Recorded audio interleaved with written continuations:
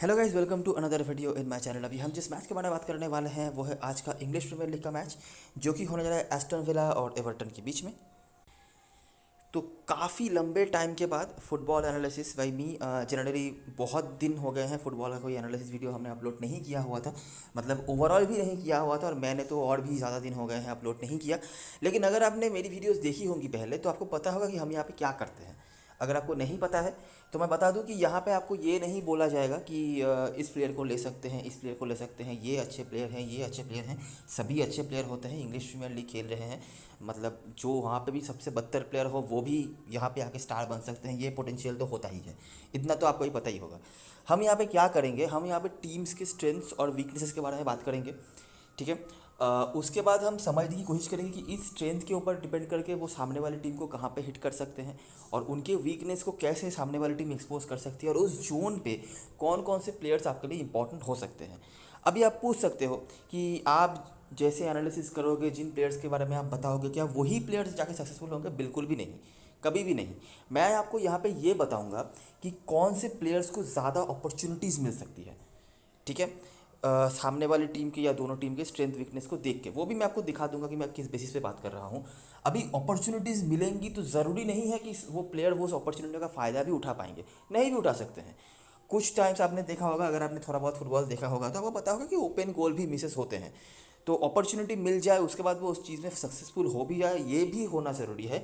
तब जाके आपके लिए वो चीज़ काम पे आ सकती है। हम यहाँ पे उसी बारे में डिस्कस करेंगे कि कौन से टीम की क्या स्ट्रेंथ वीकनेस है, और उस हिसाब से कौन से प्लेयर्स आपके लिए इंपॉर्टेंट हो सकते हैं, और आप अपना जो 11 प्लेयर है किस बेसिस पे चूज़ करेंगे, और वो कौन से बेस्ट 11 प्लेयर टैक्टिकली आपके लिए हो सकते हैं। याद रखना, ये हम घर बैठे देख रहे हैं, जो यहाँ पे ग्राउंड पे जो टीम्स खेल रही है उनके कोचेज़ हैं, उनके भी स्टाफ्स वगैरह हैं, वो चेंजेस वगैरह किसी भी टाइम पे कर सकते हैं। हम जो यहाँ पे सोच रहे हैं वो हो सकता है कि वो 10 दिन पहले वो चीज़ें सोच चुके हैं, तो चेंजेस हो सकते हैं, ठीक है। लेकिन ये एक प्रोसेस है, अगर आप थॉरोली ये प्रोसेस फॉलो करेंगे ना तो आपको दिख जाएगा कि एक कंसिस्टेंसी आपको मिल जाएगी इन मैचेस में, फुटबॉल के मैचेस में। क्योंकि क्रिकेट से ज़्यादा दिमाग यहाँ पे आपको लगाना पड़ता है। क्रिकेट में फिर भी हम इंडियन है तो हमें क्रिकेट ऑटोमेटिकली समझ में आता है, लेकिन फुटबॉल अगर आप देखना चाहते हैं या खेलना चाहते हैं फैंटेसी में, और अगर आपको कंसिस्टेंसी चाहिए, मैं नहीं कह रहा कि आप आज जीत जाएंगे, कल जीत जाएंगे, नहीं भी जीत सकते हैं, लेकिन अगर आपको कंसिस्टेंसी चाहिए, अगर आप 10 दिन खेलोगे, 10 में से 6 मैच या 7 मैच आपको जीतना है, तो ये प्रोसेस आप फॉलो कर सकते हैं। मैंने ये करके देखा हुआ है, और हमारे जो सब्सक्राइबर्स हैं जिन्होंने लास्ट के सीज़न में मैचेस हमने जो कवर करा था इस तरह से, उन्होंने जो देखा था उनके लिए भी सही गया था। हर दिन शायद नहीं जाए, लेकिन कंसिस्टेंसी यहाँ पर आ सकती है जो आप फॉलो कर सकते हैं, ठीक है। ये मैच ड्रीम 11 ने सारे प्लेयर्स को एक क्रेडिट का कर दिया है, तो कोई क्रेडिट का इशू नहीं होने वाला है, तो जिस भी प्लेयर को हम चाहे वो ले सकते हैं। बाकी आगे बढ़ते हैं, मैं क्या कहना चाहता हूँ, सारी चीज़ें अगर आपको नहीं भी समझ आ रही है अभी तक, आपको आगे जाके समझ में आ जाएंगी, ठीक है। लेकिन थोड़ा दिमाग खोल के रखना, यहाँ पर रटाया नहीं जाएगा कि ये है अच्छे प्लेयर हैं, ये अच्छे प्लेयर हैं, ऐसा नहीं। थोड़ा समझने की कोशिश करना है, ठीक है। अच्छा, आगे बढ़ते हैं। अभी देखिए एक ही मैच हुआ है सब टीम का, तो उस तरह से कोई स्टैटिस्टिक्स या लीग टेबल उसका कोई मतलब बनता नहीं है। तो थोड़ा बहुत पिछले सीजन की चीज़ें भी हम बातें करेंगे। तो 20 टीमों की टेबल होती है इंग्लिश प्रीमियर लीग में। मैच डे 2 है, ये विया पार्क में मैच होने जा रहा है, जो कि एस्टन विला का घर है। 20 टीमों की टेबल में अभी पहले मैच डे के बाद एस्टन विला 16 पोजीशन पे है और एवर्टन 15 पोजीशन पे है। दोनों ही टीम्स अपने अपने मैचेस हारी है। एस्टन विला 2-0 से हारी थी मेरे ख्याल से बॉर्नमाउथ के अगेंस्ट में, और एवर्टन चेल्सी के अगेंस्ट में 1-0 से हारी है। लेकिन पिछले सीजन की बात करें तो एवर्टन एक टाइम पे रेलीगेशन जोन पे भी थी। काफ़ी पुरानी टीम है एवर्टन, लेकिन काफ़ी बुरा हालत चल रहा है। पिछले सीजन में भी चल रहा था, अभी भी चल रहा है इनकी टीम में। और ये ट्रांसफर मार्केट में अगर कुछ एक्स्ट्रा ऑर्डिनरी वो कुछ इन्वेस्टमेंट नहीं कर पाते अपनी टीम में, तो बहुत दिक्कत होने वाली है इनको। और एस्टन विला 14 प्लेस पर है। इंजरी न्यूज़ की बात करें तो एस्टन विला की तरफ से हाउस और टायरन मिंग्स दोनों ही सेंट्रल डिफेंस के प्लेयर हैं, ये नहीं खेलने वाले हैं। और एवर्टन की तरफ से तो मतलब वैसे भी इनके टीम में हैं 3 फॉरवर्ड्स, ठीक है। सैलमोन रॉन्डन, जिनको मेरे ख्याल से इस सीजन में साइन करा गया है, कैल्वर्ट लुइन और एंडी ग्रे, ये 3 इनके फॉलोअर्स हैं, इनमें से 2 नहीं खेल रहे हैं। तो आप समझ सकते हैं क्या हालत चल रही है इनकी। सेंट्रल डिफेंस से भी येरी मीना लास्ट मैच ने स्टार्ट किया था उन्होंने, ये भी इंजर्ड हो चुके हैं। वेन गॉडफ्रे ये भी सेंट्रल डिफेंस के ये इंजर्ड हो चुके हैं। आंद्रे गोमेज मिडफील्डर हैं, लास्ट टाइम कब खेला था मेरे को याद नहीं, इनका तो हमेशा ही हॉस्पिटल में ही चलता है। टॉम डेविस भी इंजर्ड हो चुके हैं। तो बहुत सारी यहाँ पर मेन प्लेयर्स, ये जो सारे ही आप प्लेयर्स देखें ना, ये अगर फिट होते तो फास्ट टीम में होते, लेकिन सारे ही यहाँ पर नहीं खेलने वाले हैं इंजरी के चलते। अच्छा, अभी दोनों टीम्स का क्या सीन वगैरह है वो मैं आपको समझा देता हूँ कि कैसे स्ट्रक्चर्स होते हैं, किस तरह के फॉर्मेशन से खेलते हैं, वीकनेस कहाँ होती है, स्ट्रेंथ कहाँ होती है। उसके पहले मैं लास्ट जो हेड टू हेड हुआ था दोनों टीम्स के बीच में, वो अगर हम उस मैच की बात करें तो यहाँ पे 0-1 से एस्टन विला के सपोर्ट में रिजल्ट रहा था। ठीक है, एस्टन विला की तरफ से यहाँ पर गोल करा था एमिलियो बुएंडिया ने, जिसका असिस्ट यहाँ पर प्रोवाइड करा था लुकस डिनिये ने। अभी ये चीज़ कितना ज़्यादा टैक्टिकली सही है वो मैं आगे आपको जाके बताऊंगा, लेकिन नोटिस करना, ठीक है। ये जो फॉर्मेशन था ये जनरली एवर्टन या एस्टन विला दोनों ही इस तरह के फॉर्मेशन से नहीं खेलती है, आगे जाके हम अपडेट कर देंगे आपको। लेकिन अगर मैं इस मैच की रिपोर्ट की बात करूं तो आप यहाँ पे रिपोर्ट देख सकते हैं, और आपको एक चीज़ जो नोटिस करने मिल जाएगी कि दोनों ही टीमों का डिफेंस यहाँ पर आपको बेहतर दिख रहा है। लेकिन अगर आप आगे मैचेस में देखेंगे तो आपको दिखेगा कि दोनों ही टीम डिफेंसिवली उतनी स्ट्रांग नहीं है। लेकिन यहाँ पे डिफेंसिवली कितना अच्छा क्यों दिख रहा था दोनों ही टीमों का, क्योंकि जो इनका फॉरवर्ड लाइन है वो उतना फ्रूटफुलनेस नहीं दिखा पाया था। ठीक है, फिर भी अभी तो फिर भी एस्टन विला के पास नंबर्स ज़्यादा हैं और क्वालिटी भी ज़्यादा है। एवर्टन के पास तो वो भी नहीं है जो वो इस चीज़ को सुधार सकें। तो दोनों टीमों की अटैकिंग फुटबॉल ख़राब थी, अटैकिंग थर्ड ख़राब था, जिसके वजह से सामने वाली टीम का डिफेंस अच्छा लगने लगा था। इतना तो आप समझ ही सकते हैं। कुछ चीज़ें यहाँ पर लिखी हुई होंगी, जैसे कि आप देख सकते हैं कि विला ने यहाँ पे विंग्स का यूज़ किया था। अभी आपको विंग का मतलब तो पता ही होगा, जहाँ से फुल बैक हो जाए या विंगर्स हो जाए खेलते हैं। विंग मतलब ये जो साइड होता है, ये साइड वाला, ठीक है। इतना तो आपको पता ही होगा अगर आप ये वीडियो देख रहे हैं तो इस चीज़ का ज़्यादा इस्तेमाल किया था एस्टन विला ने। अभी इस चीज़ का मतलब क्या है, इससे क्या होता है वो मैं आपको आगे समझाऊंगा। और एक और चीज़ आपको दिख जाएगी कि विया का जो सेंट्रल मिडफील्ड था, ठीक है, स्पेशली डिफेंसिवली, वो ने भी वहाँ पे भी उन्होंने अच्छा काम करा था। सेंट्रल मिडफील्ड मतलब ये जो जोन होता है दोनों ही टीमों का, उनमें से विला ने यहाँ पर भी डोमिनेट करा था, विंग का भी इस्तेमाल ज़्यादा उन्होंने करा था, और डिफेंसिवली कम से कम उन्होंने यहाँ पर अच्छा काम करा था। ये वर्ड सुन के जरिए आगे मैं समझाऊंगा। और एवर्टन का अटैक उतना अच्छा नहीं था, विला का भी नहीं था, लेकिन चलो उन्होंने गोल तो कर दिया। और यहाँ पर पोजीशन विला के पास था, ये चीज़ आपको ओवरऑल देखने को मिल जाएगी आज के मैच में भी कि विला ज़्यादा पोजीशन रख रही है। और ये कुछ इंडिविजुअल्स हैं जो आप नोटिस कर सकते हैं, कुछ नामों को नोटिस करो, जैसे कि डुकुरे, मैकगिन, बुएंडिया, एलन बुएंडिया के शॉट्स ऑन टारगेट भी थे। तो ये कौन से प्लेयर्स हैं? बुएंडिया यहाँ से, मैकगिन यहाँ से, दोनों किस साइड में खेल रहे हैं? राइट साइड में।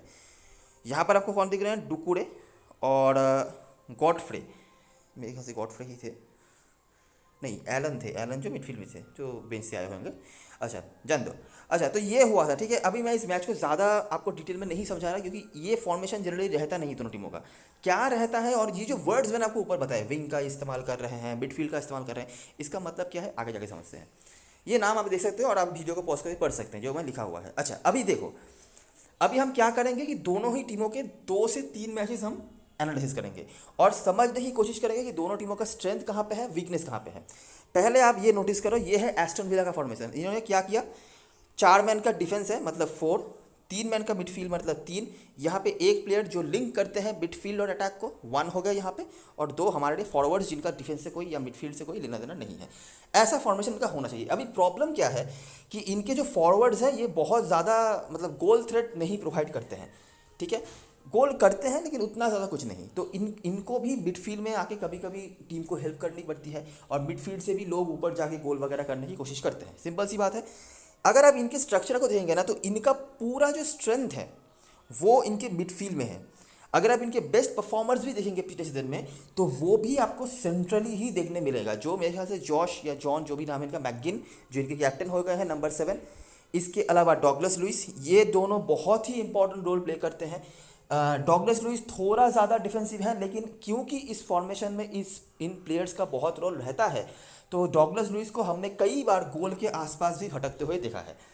और एक जो तीसरे मिडफील्डर इनके होते हैं, चाहे वो यहाँ पर चेम्बर्स खेलें, चाहे वो रैमसी खेलें या कोई और खेलें, उनका रोल थोड़ा फ्री रहता है। उनका आप ज़्यादा कुछ वो नहीं कह सकते, वो मतलब फ्रीली ही खेलते हैं, उनका कोई ऐसा कोई रोल नहीं कि डिफेंसिव रोल निभाना है ज़्यादा या अटैकिंग रोल, तो वो फ्री रोल रहता है। लेकिन ये दोनों जो हैं डॉगलस लुइस और जॉश मैकगिन, इनका बहुत इंपॉर्टेंट रोल रहता है। और यहाँ से एमिलियो बुएंडिया का भी खेलते हैं, कभी फिलिप कुटिन्हो खेलते हैं, क्योंकि टीम सेंट्रली ज़्यादा प्रेशर करती है। तो ये सेंट्रल अटैकिंग मिडफील्डर या शैडो स्ट्राइकर जो भी पोजीशन हो, इनका रोल बहुत ज़्यादा होता है। समझ में आ गई बात? अभी बाकी तो ये दोनों सेंटर स्ट्राइकर्स हैं, तो अगर आप सेंट्रली ज़्यादा पुश करेंगे तो वैसे भी सेंटर स्ट्राइकर के पास बॉल ज़्यादा जाता है, तो गोल्स मेनली वो ही करते हैं। और ये जो जोन है इनके लिए गोल स्कोर करने के लिए इनके ऊपर डिपेंड करती है टीम। लेकिन क्योंकि बहुत ज़्यादा गोल थ्रेट ये प्रोवाइड नहीं करते हैं, बहुत ज़्यादा ऐसे क्वालिटी वाले फॉरवर्ड्स ये नहीं हैं, तो यहाँ से ये जो है स्पेशली मैकगिन को बहुत रोल लेना पड़ता है गोल स्कोर करने के मामले में भी, और गोल क्रिएट तो है ही।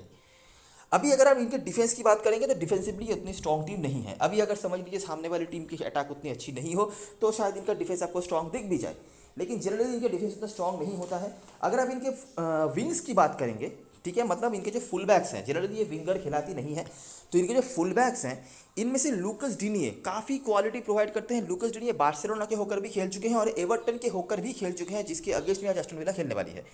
इनकी डिफेंसिव क्वालिटी बहुत अच्छी है और अगर मौका मिले तो आपको ये ओवरलैप करते हुए दिख जाएंगे, लेकिन इनकी डिफेंसिव क्वालिटी काफ़ी अच्छी होती है।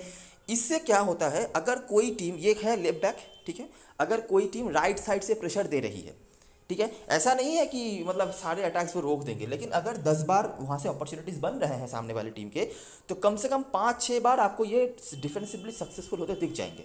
भले ही टीम हारे या कुछ हो, लेकिन अगर ये 5-6 बार सक्सेसफुल होते हैं तो इस सक्सेस के चक्कर में जो टैकल विन होगा इनका या जो इंटरसेप्शन इनके विन होंगे वो आपके लिए फैंटेसी में काफ़ी हेल्पफुल होने वाला है, ठीक है। लेकिन ये साइड जो है ये उतना इफेक्टिव इनका नहीं रहा है डिफेंसिवली, तो यहाँ से काफ़ी प्रेशर बनाती है टीमें, ठीक है। आपको ये चीज़ दिख जाएगा, जो भी टीम का लेफ्ट विंग स्ट्रांग होगा उनकी अगेंस्ट में एस्टन विला ने स्ट्रगल करा है। तो ये है इनका पूरा स्ट्रक्चर।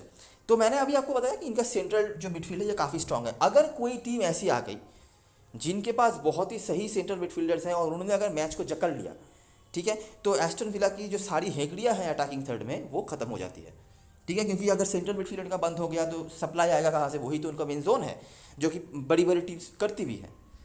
अब इसे शायद आपको एवर्टन करते हुए नहाई दिखे, लेकिन वो करती भी हैं। लेकिन एक चीज़ हमेशा याद रखना कि एस्टन विला का जब मैचेस होगा ना तो आपको दिख जाएगा कि सामने वाली टीम को जो सेंट्रल डिफेंसिव मिडफील्डर्स हैं या सेंट्रल मिडफील्डर्स हैं उनके पास डिफेंसिव अपॉर्चुनिटीज़ ज़्यादा आएंगी। अभी वो उन अपॉर्चुनिटीज़ का फ़ायदा उठा पाते हैं नहीं पाते हैं वो अलग बात है, लेकिन उनके पास वो डिफेंस करने का चांस ज़्यादा आएगा क्योंकि एस्टन विला डिफेंसिवली बहुत ही एक्टिव टीम है। सॉरी, डिफेंसिवली नहीं, एस्टन विला मिडफील्ड से काफ़ी एक्टिव टीम है। अच्छा, तो ये बेसिक स्ट्रक्चर है, ठीक है। मैंने आपको इनका मेजर जो स्ट्रेंथ वीकनेस है बता दिया। अभी फॉलो करते हैं कि क्या इसी हिसाब से मैचेस चल रहे हैं या नहीं। तो यहाँ पर एक जीत इनकी दिखा देते हैं, यह बर्नली को उन्होंने हराया 3-1 से। ये one of the best matches रहा है अगर हम अटैकिंगली बात करें तो, जहाँ पर आप देख सकते हैं पूरी तरीके से मिडफील्ड से यहाँ पर मैकगिन ने काम करा था। बुएंडिया, इंग्स, वाटकिंस जो 3 उनके मेन गोल स्कोरर्स हैं जिनके ऊपर रिस्पॉन्सिबिलिटी रहती है, उन्होंने गोल भी करा। लूकस डीनिये का भी यहाँ पर एसिस्ट रहा था क्योंकि बर्नली की टीम का वही वीकनेस है विंग से, तो वो आपको मतलब अगर बर्नली के मैचेस कवर करते हम तो आपको दिख जाते, लेकिन वो तो है नहीं प्रीमियर लीग में, तो इस सीज़न में बात नहीं है। तो ये चीज़ है, ठीक है। ये कुछ चीज़ें हैं, आप यहाँ पे रिपोर्ट्स पढ़ सकते हैं। अगर आप इंडिविजुअल्स की बात करेंगे तो आपको दिख जाएगा कि मैकगिन, देखिए मैकगिन और वाटकिंस भी यहाँ पे काफ़ी मतलब शॉट्स ऑन टारगेट उनके थे। बाकी डीनिये के की पासेस हैं, डीनिये अटैकिंगली उतना जाते नहीं हैं अनलेस कि आप उनको मौका दें, लेकिन डिफेंसिवली सही प्लेयर हैं। और टैकलिंग में भी आपको वाटकिंस और डीनिये दिख जाते हैं। डीनिये के काफ़ी सारी चीज़ें आपको देखने मिल जाएंगी, आगे नोटिस करना बस, ठीक है। और अगर आप रिपोर्ट की बात करेंगे तो आपको दिखेगा कि विंग ने यहाँ पे थोड़ा बहुत दिक्कत दिया था, लेकिन सामने वाली टीम बहुत ही ख़राब थी जो आपकी बर्नली रही है। अच्छा, ड्वाइट मैकनील नोटिस करना, ड्वाइट मैकनील आज के मैच में खेलने वाला है एवर्टन के होकर। ये बर्नली के होकर जब खेल रहे थे लास्ट मैच में तब भी इन्होंने दिक्कत दिया था, तो ये एक अच्छे ऑप्शन है आपके लिए। और वैसे भी मैंने बता दिया कि विंग के आगे से थोड़ा प्रॉब्लम होता है, लेकिन क्योंकि यहाँ पे लूकस डीनिये थे, ठीक है, जिनकी डिफेंसिव क्वालिटी सही है, तो ये कुछ दिक्कत नहीं हुआ। लेकिन अगर सामने वाली टीम ज़्यादा क्वालिटी ब्रिंग करती है विंग से, स्पेशली तो मैंने बता ही दिया कि ये कैश मतलब जो इनका राइट साइड है, अगर सामने वाली टीम लेफ्ट साइड से ज़्यादा प्रेशर देती तब तो होता ही है।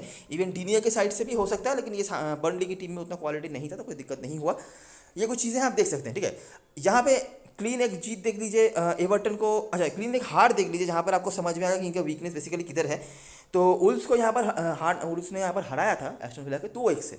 क्या हुआ था नोटिस करो, देखो मिडफील्ड तो यहाँ पे भी सही था, मैकगिन ने अच्छा करा।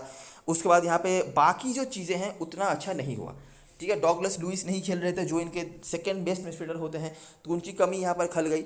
ऊपर से एक और चीज़ नोटिस करो जो मैंने आपको बताया, क्या बताया, अगर आप इनके मिडफील्ड को ब्लॉक कर देते हैं तो मिडफील्ड को यहाँ पर ब्लॉक किया। उल्स ने बहुत ज़्यादा मिडफील्ड अच्छा खेला ऐसा नहीं है, लेकिन ये जो है डेंडोंकर, ठीक है, जो इनके डिफेंसिव मिडफील्डर होते हैं, इन्होंने यहाँ पर सही काम कर दिया। इन्होंने एक तो चलिए डॉगलस लुइस नहीं खेल रहे थे तो उसका तो कमी था ही, मैकगिन को रोकना था, मैकगिन को रोक दिया। उसके बाद उल्स ने क्या किया, इन्होंने करा विंग का इस्तेमाल, और विंग इनका स्ट्रेंथ होता है। अगर आप उल्स के मैचेस को फॉलो करेंगे आपको दिख जाएगा इनके पास काफ़ी सारे वर्सेटाइल विंग बैक्स हैं, तो उन्होंने करा विंग का इस्तेमाल और जो गोल आए वो भी विंग बैक से ही आए।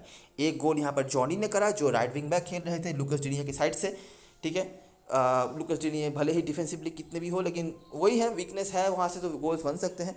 और जो दूसरा गोल आया था वो भी बेंच से आके किसी विंग बैक ने ही बनाया था, ठीक है। तो ये विंग बैक ने या विंगर ने करा होगा, ऐसा कुछ था, ठीक है। तो ये चीज़ रही है। सामने वाली टीम भी डिफेंसिवली उतनी अच्छी थी नहीं, लेकिन उतना अटैकिंगली स्ट्रांग नहीं है एस्टन विला की टीम भी, तो कुछ ज़्यादा नुकसान हुआ नहीं। अगर आप यहाँ पर रिपोर्ट की बात करेंगे, देखिए bad defending and weakness against wing, ये चीज़ नोटिस करना है। सेंट्रली से देवर अच्छा थे, वो अच्छे थे, लेकिन डिफेंसिव इशूज़ जो था विंग के अगेंस्ट में कुछ ज़्यादा ही हावी हो गया था। पोजीशन था जनरली आपको ये चीज़ दिख जाएगा एस्टन विला की तरफ से, जो भी टीम मिडफील्ड डिपेंड करती है ज़्यादा या मिडफील्ड कंट्रोल करती है ज़्यादा, उनकी तरफ से आपको पोजीशन रहने का मतलब यही है कि उस टीम्स की तरफ से आपको ज़्यादा प्लेयर्स ऐसे दिखेंगे जो पासेस ज़्यादा करते हैं, जैसे कि यहाँ पर टाइडन मिंग्स थे।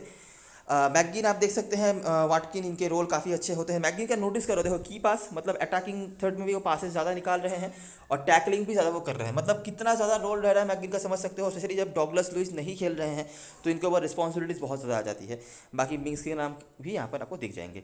और ये मैनचेस्टर सिटी के अगेंस्ट भी एक मैच था, अगर आप चाहें तो ये देख सकते हैं। मैं ज़्यादा डिस्कस नहीं करवा रहा क्योंकि वीडियो बहुत लंबा हो जाएगा, और मैनचेस्टर सिटी बहुत ही स्ट्रॉन्ग टीम है, तो इनके साथ बराबर का कोई मैच तो था नहीं वैसे भी, तो ये आप देख सकते हैं। लेकिन आपको वही चीज़ें दिख जाएंगी जो मैंने आपको बताया, वो चीज़ आपको सही, अगर सही से फॉलो करेंगे तो वही सेम चीज़ आपको दिख जाएगी। अच्छा, अभी बात करते हैं एवर्टन के बारे में, ठीक है। एवर्टन का क्या है, एवर्टन का सबसे बड़ा जो वीकनेस है, इनके पास कोई पॉजिटिव अटैकर नहीं है इस मोमेंट पे। पिछले सीजन में फिर भी रिचार्डसन थे, कुछ गोल्स उन्होंने करे थे। Dominic Calvert Lewin second last season बहुत ही बढ़िया गया था इनका, बड़े बड़े ऑफर्स आए थे, इंग्लैंड कॉल अप हुआ था। उसके बाद पिछले सीजन में बस उनका शैडो रह गया, इंजुरी ये वो चलते कुछ भी नहीं खास वो कर पाए। अगर आप इनके फॉर्मेशन को देखेंगे तो इनके भी मिडफील्ड में क्वालिटीज़ थोड़ी बहुत है, इतना कुछ वो नहीं, लेकिन थोड़ा बहुत तो है। इनके मिडफील्ड में आपको दुकुड़े दिख जाएंगे, जो सबसे इंपॉर्टेंट मिडफील्डर है इनकी तरफ से। अगर आप डिफेंसिवली बात करेंगे, और ये गोल स्कोरिंग थ्रेड भी प्रोवाइड कर सकते हैं अगर मौका मिले तो। बाकी जो मिडफील्डर्स हैं उतने खास इनके लिए नहीं है। ये है पॉइंट नंबर 1। दूसरा पॉइंट क्या है, इनको भी विंग के अगेंस्ट में प्रॉब्लम है, लेकिन इनके जो यहाँ पे लेफ्ट फुल बैक हैं विटाली माइकोलेंको, ये बहुत ही इनकन्सिस्टेंट हैं। अगर जिस दिन ये अच्छा खेलने लग गए तो मतलब सारी चीज़ें अकेले ही कर देंगे, गोल भी करेंगे, डिफेंस भी करेंगे। लेकिन जिस दिन नहीं चलेंगे उस दिन मतलब पूरा स्टैचू रह जाएंगे, उनके तरफ से सारे गोल्स बनते रहेंगे। और सबसे बड़ा जो कॉन्सिस्टेंट प्रॉब्लम है, ये तो चलिए इनकन्सिस्टेंट है, ये कभी कभी अच्छा भी खेल देते हैं। कॉन्सिस्टेंट प्रॉब्लम इनके लिए जहाँ पे है वो है ये साइड से, राइट साइड से, एस्टन विला की तरह ही। लेकिन एस्टन विला के पास फिर भी चलो एक प्रॉपर राइट बैक तो है, इनके पास कोई प्रॉपर राइट बैक ही नहीं है। कभी कोलमैन को खिलाते हैं, कभी जॉन जो केनी खिलाते हैं। कोलमैन अब काफ़ी उम्र हो चुकी है इनकी फुल बैक खेलने के लिए, जॉन जो केनी खेलते थे जो कि फर्स्ट चॉइस राइट बैक नहीं है। तो इनको किसको खिलाना पड़ता है, एलेक्स इवोबी बाई एनी मीन्स कोई फुल बैक नहीं है, ठीक है। ये जनरली विंगर हैं, या कभी कभी आप इनको कोई अटैकिंग रोल पे खिला लो फिर भी चलता है, लेकिन इनको खिलाते हैं फुल बैक की पोजीशन पे। तो जो होना होता है वही होता है कि इनको ज़्यादा कोई डिफेंसिव आती नहीं, तो टीम जो होती है इनकी अगेंस्ट में बार बार प्रेशर देती है। हालांकि अटैकिंगली सही प्लेयर हैं, अटैकिंगली जाके असिस्ट वगैरह कर सकते हैं, लेकिन डिफेंसिव क्वालिटी इनकी उतनी अच्छी है नहीं, ठीक है। तो क्या बोला मैंने एवर्टन के बारे में, मिडफील्ड में दुकुड़े के ऊपर पूरा डिफेंसिव चीज़ जो है डिपेंड करता है, बाकी ज़्यादा क्वालिटीज़ नहीं है। विंग की अगर इसमें प्रॉब्लम्स है, फिर भी लेफ्ट साइड से आप थोड़ा बहुत रेजिस्टेंस उम्मीद कर सकते हैं, लेकिन राइट साइड से ज़्यादा कुछ होता नहीं है। इनके जो सेंट्रल डिफेंडर्स होते हैं, ठीक है, अभी चले कोई भी खेलें, उनके ऊपर बहुत रिस्पॉन्सिबिलिटीज़ आती हैं, क्योंकि एवर्टन के पास क्योंकि अटैकिंग प्लेयर ज़्यादा नहीं है, तो मजबूरन उनको डिफेंसिव खेलना पड़ता है। और डिफेंसिव खेलने के चक्कर में इनके जो डिफेंडर्स होते हैं, चाहे वो कोई भी खेलें, उनके ऊपर काफ़ी रिस्पॉन्सिबिलिटीज़ आती है काम करने के लिए, ठीक है। हम आगे बातें करेंगे। देखो यहाँ पर लेस्टर को हराया था एवर्टन ने, ठीक है। हालांकि उनके अटैकर्स का कोई वैसे रोल नहीं था, लेकिन माइकोलेंको ने बहुत ही बढ़िया काम करा था, गोल भी करा था, डिफेंसिवली भी अच्छा करा था, और एक गोल हुआ था सेट पीस से। अभी ऐसे कुछ डिफेंडर्स होते हैं ना हर टीम में, जिनका काम होता है सेट पीस में आगे जाना, और वो गोल स्कोरिंग थ्रेट प्रोवाइड करते हैं। अभी अगर आप फैंटेसी की तरफ से बात करेंगे तो हो सकता है कि वो डिफेंडर्स आपको पूरे मैच में बहुत ज़्यादा कोई इधर उधर से पॉइंट ना दें, लेकिन अगर आप गोल स्कोरिंग थ्रेट की बात करेंगे तो वो ही आपके लिए हमेशा प्रोवाइड करते हैं। तो ऐसा बहुत बार हो सकता है कि आप ऐसा कोई डिफेंडर अपने टीम में रख लें, हो सकता है कि 60 मिनट तक या 70 मिनट तक ये ज़्यादा पॉइंट आपको नहीं दें, आप पीछे चल रहे हो, आपको लग रहा है अरे यार इस प्लेयर को क्यों ले लिया, अचानक से सेट कॉर्नर हुआ या फ्री किक हुआ, वो आपको गोल कर दिया, और एक झटके में आपका जो 60 पॉइंट या 70 पॉइंट का जो घाटा है वो उन्होंने कंप्लीट कर दिया। तो ये चीज़ें होती हैं, ऐसे प्लेयर्स आपको रखने होते हैं, क्योंकि इनका कोई प्रेडिक्शन नहीं होता है, आप बता नहीं सकते कौन सी टीम सेट पीस में गोल करेगी या नहीं करेगी, लेकिन ऐसे डिफेंडर हमेशा काम पे आ जाते हैं। जो भी हो, तो यहाँ पे डिफेंसिवली बेहतर थी, हालांकि एक एरर हुआ था वही से गोल उन्होंने कंसीड किया था, लेकिन फिर भी ठीक ठाक था। इनके जो गोलकीपर हैं, दोनों टीमों के गोलकीपरों में से ये बेहतर गोलकीपर हैं। जॉर्डन पिकफोर्ड इंग्लैंड के नेशनल टीम में भी खेलते हैं, तो सब कुछ यहाँ पे सही था। मिडफील्ड में ज़्यादा कुछ कर नहीं पाई थी टीम, हालांकि विंग से इन्होंने प्रेशर ज़रूर दिया था, लेकिन ये दिन था माइकोलेंको का, तो विंग से कोई दिक्कत नहीं हुआ और सामने वाली टीम के भी अटैकर्स उतना कुछ खास नहीं कर पाए और जितना बचा कुचा था उन्होंने गोलकीपर ने बचा लिया। आप यहाँ पे देख सकते हैं रिपोर्ट को, जहाँ पर आपको वही चीज़ें समझ में आएंगी जो मैंने आपको अभी समझाया। कुछ इंडिविजुअल्स की बात करेंगे तो आपको दिखेगा कि डुकुरे, आपको इनके टैकल्स दिख जाएंगे। माइकोलेंको आप इंटरसेप्शन में देख सकते हैं, बाकी गोल भी उन्होंने करा हुआ था। पिकफोर्ड ने 7 सेव्स करे थे, ठीक है, इसीलिए यहाँ पर आपको इतनी जीत दिख रही है।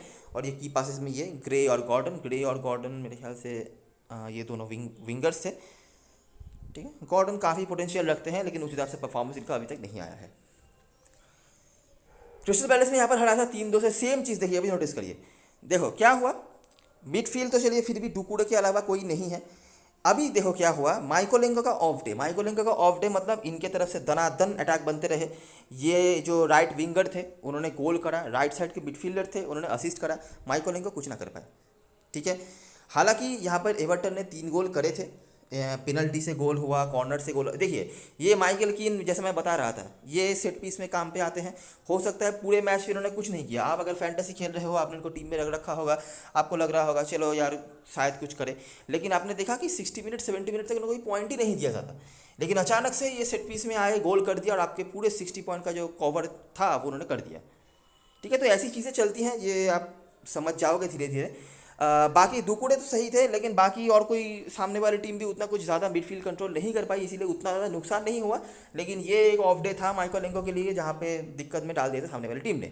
रिपोर्ट्स आप देख सकते हैं, मैं ऐसा डिस्कस नहीं कर रहा, लेकिन फिर भी आपको दिख जाएंगे। डुकुड़े आप नोटिस कर सकते हैं कितने सारे टैकल्स भी हैं। माइकोलेंको का यहाँ पर कुछ पासेस है, गॉर्डन का है, सेट पीस से गोल यहाँ पर स्कोर करा था। बाकी ये कुछ चीज़ें हैं। और लास्ट मैच बर्नली के अगेंस्ट में सेम ही तरह की चीज़ें आपको दिख जाएंगी, ठीक है, जो मैंने आपको ऊपर बताया, तो देख लेना। और यहाँ पर जॉन जो के नहीं खेल रहे थे, ये साइड से तो कंसिस्टेंटली प्रेशर आता ही है। माइकोलेंको का स्वतः थोड़ा इनकंसिस्टेंट चलता है, कभी अच्छा कभी बुरा, लेकिन ये साइड कंसिस्टेंट है। जिसके पास अच्छे खासे लेफ्ट विंगर्स होंगे वो धज्जियाँ उड़ा सकते हैं एवर्टन की टीम का। तो ये टीम है, स्ट्रक्चर वगैरह ये है। तो आई होप आपने सब कुछ सही से समझ लिया होगा। थोड़ा कंफ्यूजिंग है, मुझे पता है, पहला दिन है। धीरे धीरे जब हम ये वीडियोस कंसिस्टेंटली बनाते रहेंगे आपको समझ में आएगा, ठीक है। आगे जब हम टीम की बात करेंगे तो वहाँ पे भी आपको मैं समझा दूंगा कि मैं क्या कहना चाहता था, अगर आप यहाँ पे नहीं समझ पाए हैं तो। स्टैटिस्टिक्स देखिए, अच्छा ये आप देख सकते हैं, अगर आपको देखना है तो मैं ज़्यादा डिस्कस नहीं कर रहा, वीडियो वैसे लंबा हो रहा है काफ़ी। अच्छा स्टैटिस्टिक्स की बात करें तो ये आपके लिए स्टैटिस्टिक्स हो सकते हैं। अगर पिछले सीजन की बात करें तो अभी देखिए एक ही मैच हुआ है और उस पहले मैच में दोनों ही टीमों ने गोल नहीं करा हुआ था, लेकिन पिछले सीजन में आपको दिख जाएगा वाटकिंस का 11 गोल से और इंग्स के 6, बस खत्म। और यहाँ पर तो वो भी मामला नहीं है। डोमिनिक कैल्वर्ट लुइन और एंडी ग्रे, रिचार्लिसन ने काफ़ी गोल करे थे, रिचार्लिसन अवेलेबल नहीं है तो बात करके फ़ायदा नहीं है। और असिस्ट में आपको ये दिख जाएंगे बुएंडिया सेंट्रल अटैक के मिडफील्डर, बाकी इंग्स। और दोनों ही जगह पे आपको मैकगिन का नाम कहीं ना कहीं पे दिख जाता है, ठीक है। शायद पहले 2 में नहीं, लेकिन मैकगिन का कुछ ना आपको कहीं ना कहीं मिल जाएगा। और यहाँ से ग्रे और दुकुड़े जो नाम आपने नोटिस करे हैं। अच्छा प्लेइंग यूनिट की बात करते हैं। अभी ध्यान से नोटिस करना मैं यहाँ पर क्या बोल रहा हूँ, ठीक है। मैंने क्या बोला, एस्टन विला का वीकनेस किधर है, एस्टन विला का वीकनेस है इस साइड में, एस्टन विला का वीकनेस है विंग के यहाँ पे भी।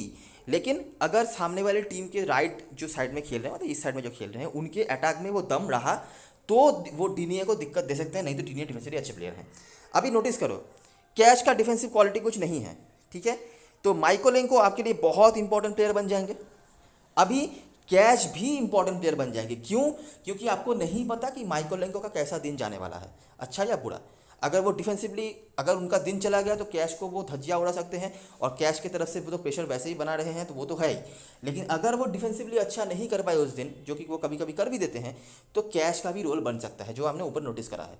तो ये दोनों आपके लिए इंपॉर्टेंट बन गए। यहाँ पे डिएगो कार्लोस आपके लिए सेट पीस में काम पे आ सकते हैं, ठीक है। सेट पीस में मतलब फ्री की कॉर्नर में हो सकता है कि आपको ये पूरे मैच में बहुत ज़्यादा पॉइंट नहीं देखे जाएं, लेकिन एक कॉर्नर और एक फ्री किक से गोल और आपका पूरा खेल खत्म कर सकते हैं ये। यहाँ पर अगर बात करें तो यहाँ पे डिफेंसिवली काफ़ी प्लेयर्स का इंक्लूजन करा है एवर्टन ने। तारकोव्स्की बर्नली से, कुछ दिन पहले कोडी जो वुल्वरहैम्पटन से साइन करे गए हैं, और मेसन हॉलगेट। इनमें से तारकोस्की ने पहले मैच में काफ़ी अच्छा फुटबॉल खेला था चेल्सी के अगेंस्ट में, टीम भले ही हारी थी, सेट पीस में काम पे आ सकते हैं। कॉनर कोडी भी सेट पीस में काम पे आ सकते हैं, और वुल्वरहैम्पटन के होकर भी उन्होंने काफ़ी अच्छा फुटबॉल खेला है। तो ये दोनों सेंट्रल डिफेंडर्स आपके लिए काफ़ी इंपॉर्टेंट हो सकते हैं। अच्छा, यहाँ पे कोलमन खेलेंगे, खास कुछ देखिए उतना कुछ नहीं है, तो आप उम्मीद रख सकते हैं कि यहाँ पे डीनिया के लिए ईजी डिफेंसिव जो अपॉर्चुनिटीज़ है वो आ सकते हैं, ठीक है, क्योंकि कोलमन यहाँ पे खेलने वाले। इवो भी शायद प्रेशर दें, लेकिन मुझे अभी तो इवो भी का क्या रोल है देखना पड़ेगा। अगर वो फिर से डिफेंसिव रोल देने लग गए तो डीनिया के लिए ईजी डिफेंसिव अपॉर्चुनिटीज आ सकते हैं, ठीक है। यहाँ से हमारे लिए माइकोलेंको हो गए, मिडफील्ड से मैकगिन, डॉगलस लुइस आप बिल्कुल भी नहीं छोड़ना चाहेंगे, और यहाँ से दुकुड़े, ठीक है। इन तीनों के ऊपर ही डिपेंड करेगा, जो अच्छा खेलेगा वो मिडफील्ड कंट्रोल करेगा, मिडफील्ड कंट्रोल जो भी करेगा उसके हाथ में मैच बहुत ज़्यादा आ जाएगा। बाकी अटैकर्स की बात करें, लियोन बेली काफ़ी सही खेल रहे थे प्रैक्टिस मैचेस में, गोल वगैरह उन्होंने करा हुआ है, और माइकोलेंको के साइड से भी वो खेलने वाले हैं। माइकोलेंको का अगर ऑफ डे गया तो लियोन बेली धज्जियाँ उड़ा सकते हैं, और वाटकिंस आप ले सकते हो अगर स्पेस बच जाए तो। वाटकिंस आपको डिफेंसिवली भी कुछ कॉन्ट्रीब्यूशन करते हुए दिख सकते हैं। तो हमारा शॉर्ट लिस्ट देखो यहाँ पे बन गया, डिएगो कार्लोस बन गए, डीनिये, कैश शायद अगर स्पेस मिले तो, नहीं तो हमें यहाँ से मार्टिनेज को लेना पड़ेगा, क्योंकि मार्टिनेज नहीं यहाँ, हाँ तो कैश यहाँ से हो गए। उसके बाद माइकोलेंको, कोडी, तारकोस्की, इन तीनों में से मिनिमम 2 तो होने ही चाहिए, 3 भी आप रख सकते हो। यहाँ से हो गए मैकगिन, डॉगलस लुइस, दुकुड़े। तो यहाँ पर हमारे 6 प्लेयर्स हो गए, बेली को लेके 7, वाटकिंस को लेके 8, गोलकीपर आपको एक लेना है 9। बाकी आपके पास जो ऑप्शंस होंगे, आप इवोबी को ले सकते हो या ग्रे को ले सकते हो। ग्रे बेसिकली ज़्यादा आपके लिए प्रायोरिटी रखेंगे क्योंकि ये कैश के साइड से खेलेंगे, और काई कामारा भी एक अच्छे ऑप्शन है, लेकिन अभी देखना पड़ेगा कि टीम को किस तरह से यूज़ करती है। बाकी बस यही हमारे लिए शॉर्ट लिस्टेड प्लेयर हैं, ठीक है। अच्छा, तो पहले मैं अपना प्रेडिक्शन बता देता हूँ कि क्या मैं सोच रहा हूँ। देखिए, दोनों ही टीम अभी पहला मैच हार चुकी है, तो मुझे उम्मीद नहीं है कि दूसरे ही मैच से ऑल आउट अटैक करेगी, लेकिन क्योंकि एवर्टन का हालत बहुत ख़राब है, ठीक है। एक तो वैसे भी वो टीम वीक थी, जितने बचे कुछ प्लेयर्स थे वो भी अवेलेबल नहीं है, तो एस्टन विला हो सकता है कि ऑल आउट अटैक जाए भी, लेकिन फिर भी क्योंकि एस्टन विला के अटैकिंग थर्ड में भी उतना ज़्यादा क्वालिटी नहीं है, तो मैं बहुत ज़्यादा भरोसा नहीं कर पा रहा, लेकिन फिर भी एस्टन विला के प्लेयर्स हमारे पास ज़्यादा है। मैंने लियोन बेली को रखा है, जो अच्छे ऑप्शन बन सकते हैं, कैप्टन वैसन मटेरियल भी है आपके लिए। ओली वाटकिंस टीम में रख रखा है, क्योंकि ओली वाटकिंस जो होंगे एस्टन विला के जो अटैकर्स होते हैं वो नीचे आके थोड़ा बहुत डिफेंसिव पॉइंट भी दे सकते हैं, और वैसे भी मेरे ख्याल से यही सबसे ज़्यादा सिलेक्टेड प्लेयर होंगे अटैकिंग थर्ड में। बाकी डॉगलस लुइस, मैकगिन, दुकुड़े तो हमारी टीम में है ही। डिफेंसिव प्लेयर्स की अगर हम एनालिसिस कर लें तो देखिए, तारकोस्की मैंने बता दिया, मुझे यहाँ पर कोडी को भी लेना था, लेकिन कोडी का स्पेस नहीं बन रहा। डिएगो कार्लोस को मैंने रख रखा है। डिएगो कार्लोस शायद आपको बहुत ज़्यादा पॉइंट नहीं देंगे, लेकिन अगर कहीं पे सेट पीस का मौका आ गया तो ये आपके लिए इंपॉर्टेंट हो सकते हैं, और लास्ट सीजन में एवर्टन ने सेट पीस से गोल भी कंसीड करके रखे हुए हैं। माइकोलेंको बता दिया, डीनिये बता दिया, मैटी कैश, यहाँ से मैटी कैश और ये डिएगो कार्लोस, इन दोनों के जगह पे अगर आप चाहो, इन दोनों में से किसी एक के जगह पे अगर आप चाहो तो यहाँ पे कॉनर कोडी को ले सकते हो। अभी देखिए, देखना पड़ेगा कि एवर्टन कॉनर कोडी को किस तरह से यूज़ करती है, नहीं तो वुल्वरहैम्पटन के होकर ये बहुत ही सही फुटबॉल खेलते थे, सेट पीस में भी काम पे आ सकते हैं, ठीक है। कॉनर कोडी आपको यहाँ पे मिल जाएंगे, ठीक है, वुल्वरहैम्पटन से वो साइंड हुए हैं, तो उनको लेके आप गोलकीपर चेंज कर सकते हो। लेकिन क्योंकि थोड़ा बहुत यहाँ पे मुझे लग रहा है एस्टन विला फेवरेट है, वो प्रेशर ज़्यादा देगी, तो पिकफोर्ड के पास ज़्यादा अपॉर्चुनिटीज आ सकते हैं, ठीक है। मुझे यहाँ पर थोड़ा लो स्कोरिंग मैच की ही उम्मीद है, डिस्पाइट एस्टन विला जीते, लेकिन लास्ट सीजन की तरह ही वैसा ही कुछ 1-0 या 1-1 टाइप का कुछ हो सकता है, ऐसा मुझे लग रहा है, ठीक है। बाकी देखते हैं मैच कैसे चलता है। कैप्टन वाइस कैप्टन ऑप्शंस की बात करें तो अगर आप लॉजिकली देखना चाहते हैं, अगर आप डिफेंसिव टीम बनाना चाहते हैं, तो मैकगिन आपके लिए अच्छे ऑप्शन बन सकते हैं, क्योंकि मैकगिन का तो मैंने बता ही दिया है, मैकगिन, डॉगलस लुइस, उनका तो मैंने बता दिया। मैं ये नहीं कह रहा कि ये गोल करेंगे, लेकिन ओवरऑल भी आपको ये पॉइंट दे सकते हैं, गोल स्कोरिंग थ्रेट तो प्रोवाइड कर ही सकते हैं। अलग कुछ देखना चाहते हो तो लियोन बेली काफ़ी अच्छे ऑप्शन है, काफ़ी लोग इनको लेंगे, शायद कुछ लोग नहीं लेंगे, लेकिन लॉजिकली इनके ऊपर काफ़ी रिस्पॉन्सिबिलिटीज आने वाली हैं। और अगर आप डिफेंस में देखना चाहते हो तो लूकस डीनिये तो मैंने बता दिया, इनके पास ईजी अपॉर्चुनिटीज आ सकते हैं गोल मतलब डिफेंस करने के। और मैटी कैश, मुझे इनके डिफेंसिव क्वालिटीज़ पे उम्मीद तो नहीं है, लेकिन अगर कहीं पे माइकोलेंको का ऑफ डे आ गया तो मैटी कैश आपको गोल स्कोरिंग थ्रेट प्रोवाइड कर सकते हैं, ये एबिलिटी इनके पास है। तो ये 4 ऑप्शंस हैं। बाकी देखिए, जो फॉरवर्ड में ओली वाटकिंस होंगे, ये तो मतलब गोल अगर कर देते हैं तब तो हो ही गया काम, लेकिन अगर मैं ये बातें कर रहा हूँ अगर ये गोल नहीं करते हैं तो, और बाकी अगर आपको फॉरवर्ड में देखना है तो ओली वाटकिंस तो है ही, जो मुझे बताने की ज़रूरत नहीं है, ठीक है। तो ये सारी चीज़ें और सारी एनालिसिस, वीडियो को पसंद आया हो तो लाइक ज़रूर करना, सब्सक्राइब करना चैनल को। थोड़ा कंफ्यूजिंग हो सकता है, मुझे पता है, पहला मैच है काफ़ी दिनों के बाद, लेकिन धीरे धीरे अगर आप सुनते रहेंगे तो आपको समझ में आएगा कि मैं क्या कहना चाहता हूँ, और इस प्रोसेस से आप देखेंगे कि खुद भी कि ये कंसिस्टेंसी आपको मिलती रहती है, ठीक है। तब तक के लिए best luck for this match and good bye for now.